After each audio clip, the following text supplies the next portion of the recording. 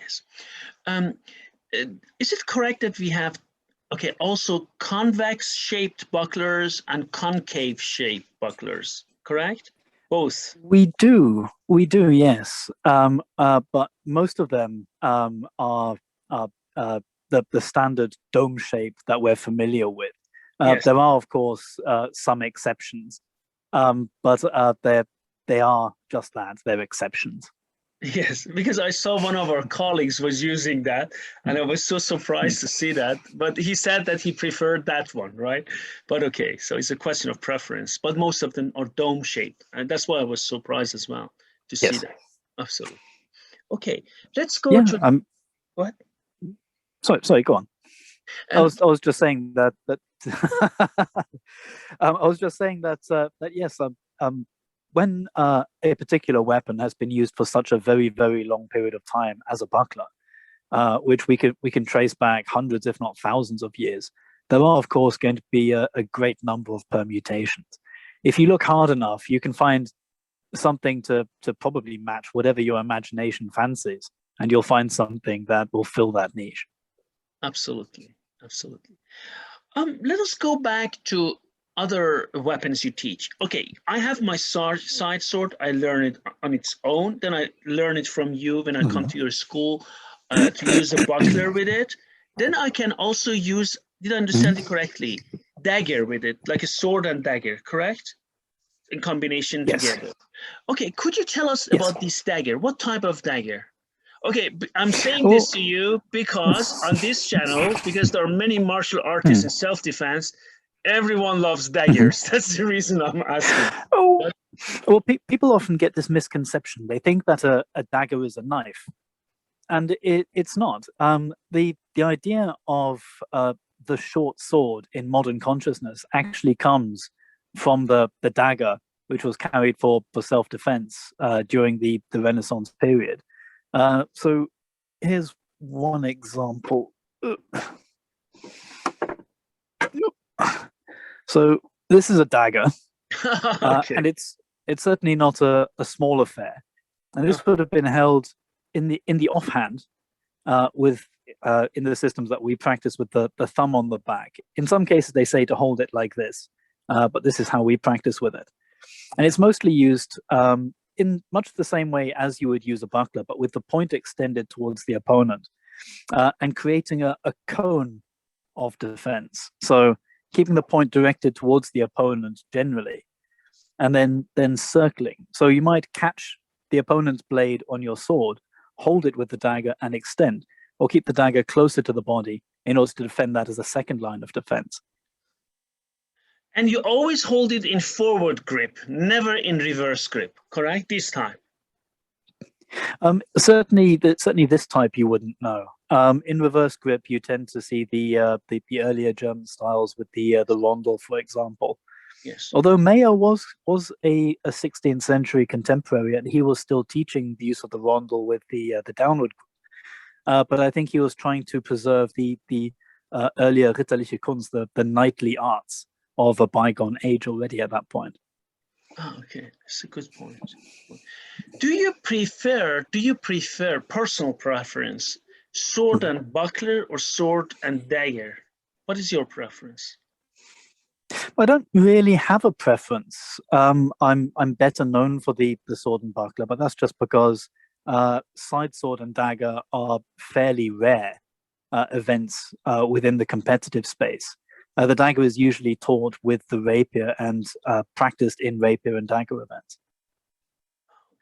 Okay. Very good. Okay, let's move on to other types of weapons you teach. Let me see. Okay, do you teach also two swords at the same time, like two We do, side yes. swords? Okay, could you explain Yes. that a bit? The way you do, the way you fight with it?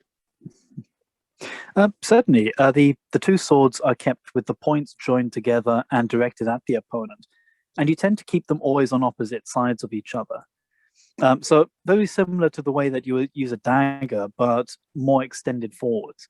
And you might be able to displace across and step to the side and come over the sword. The longer blade allows you to displace both of your opponent's weapons to one side as you're stepping through. This combination was not very popular. Am I correct to say that? The case of swords, I mean, the most famous duel recorded in Italy during the Renaissance was fought with two swords, although one of them was shorter and it was combined with an armored gauntlet. The names of the individuals escape me just now. But it certainly was a known system. Duels tended to be an affair where the injured party could choose the weapons. And although he could choose basically whatever weapon he wished for, it was considered ungentlemanly to choose something which the other person might struggle to attain. So the most common weapons were the ones that you would wear at your belt usually.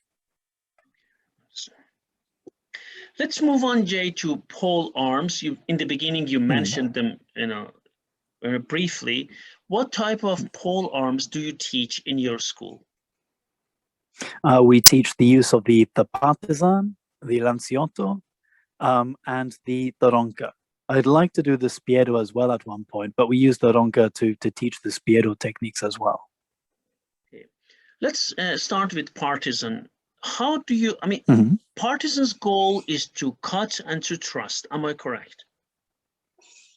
Yes, it's capable of cutting and thrusting, but as a spear, its primary purpose is thrusting. Do you also and when we see people using the... Go ahead. Sorry, go on. So it's not like a Japanese naginata. I was saying when you're using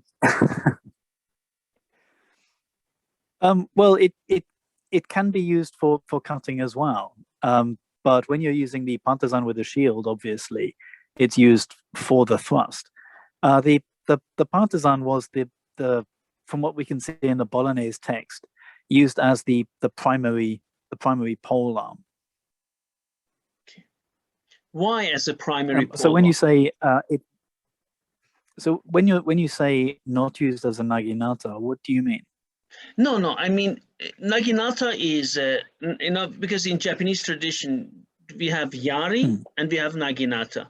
Yari was mainly thrusting, but also used for cutting, but mainly thrusting. And naginata, you use all these sweeping motions, so you do lots of cuts and you can also thrust.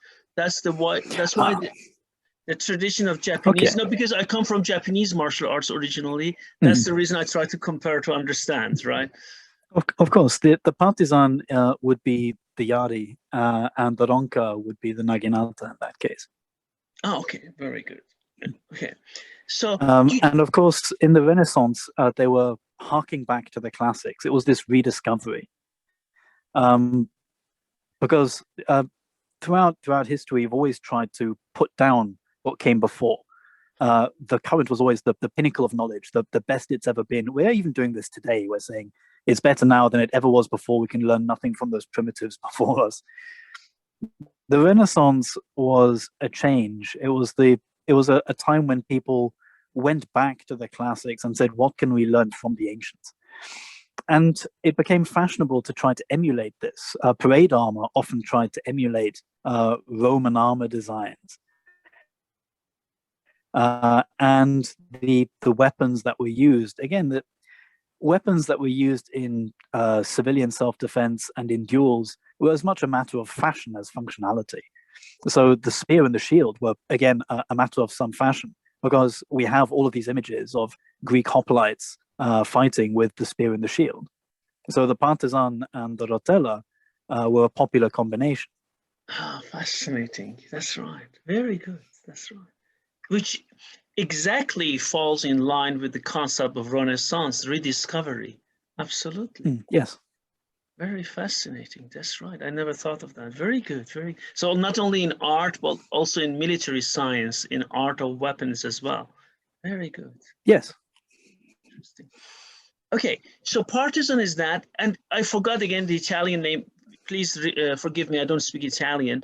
What was the name of the other pole arm you used? So it was partisan, and the other one was what? Could you say it again, please, the name? The other was the lanciotto, which is the spear. Okay. So just the thrusting spear. It's a lighter weapon, and we're not given as many plays with it. It's sometimes also referred to as the javelin in later texts. Ah, so for And throwing. finally, yes, but more commonly, interestingly enough, they talk about carrying several partisans for throwing. That's interesting. But Okay. it sometimes we think maybe it's a term used interchangeably. The term partisan for us now is this cutting spear, but it's possible they were referring to having one primary weapon, the partisan as we know it now, and several javelins with them. Again, harking back to the classical histories. Although, of course, in Spain at the time, javelins were still very much the rage. Okay. And finally, we would then move on to the taronca, but first of all, doing the techniques of the spiero with taronca. And what is it? Could you expand on it, please? The spiero, it's a spear tip, but with two large wings, almost a trident, but with the wings sticking out to the sides. And you would use this to attempt to entrap your opponent's weapon, and to lock it down, and then from there to dispatch your opponent. Do you use also, the spear butt to strike in your system? Oh, absolutely. That's in there as well. In fact, Di Grassi specifically states that the butt end of your polearm should have a sharp spike as well, Okay. because you will end up using both ends of it. And do you use the shaft of your pole arm to strike as well, to make space? In some instances, it's mentioned, yes. And when you do that, you want to. It's not written in the text.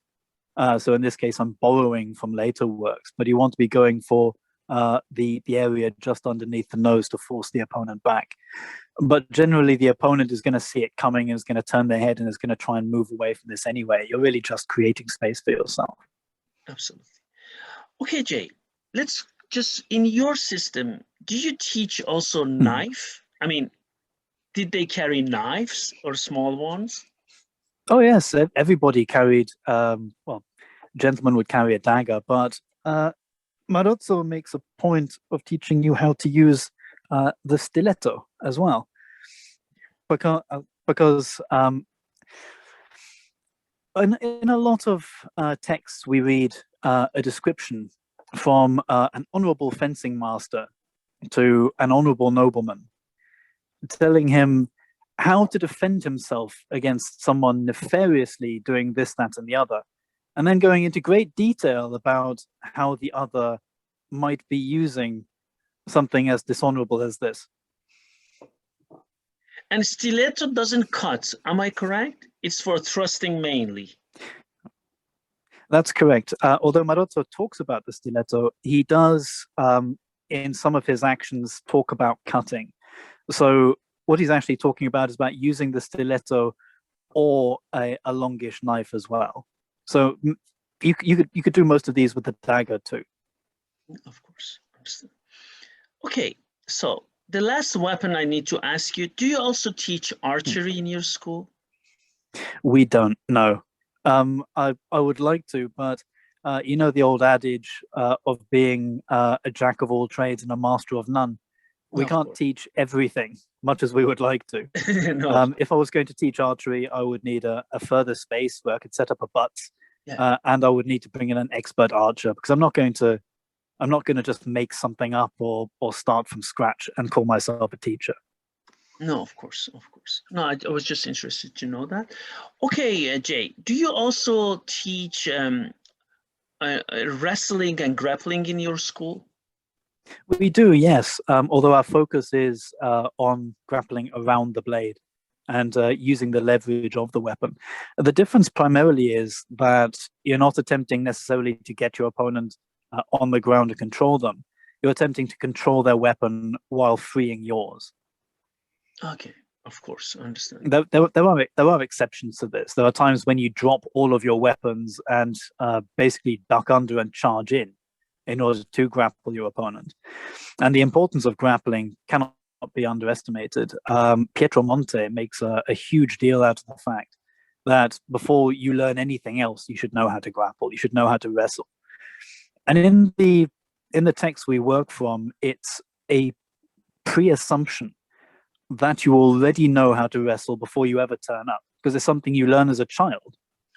Everybody knows how to wrestle. Yeah, of course, of course. Okay, Jay, just one more question as far as weapons are concerned before we move to values. Do you also teach, or do you also have an armor? Do you fight in armor? We don't, because we can't expect every student to buy a suit of armor to train it, and we wouldn't be able to custom make armor for every student for them to attend class with. My twin brother, he used to fight in the armored combat leagues, and I think it's although it's very different from HEMA, I think it's underestimated in the things that it can teach you, especially in a large melee. I think it teaches you how to fight in a scrum and how to use teamwork a lot better than we do. It's a different system.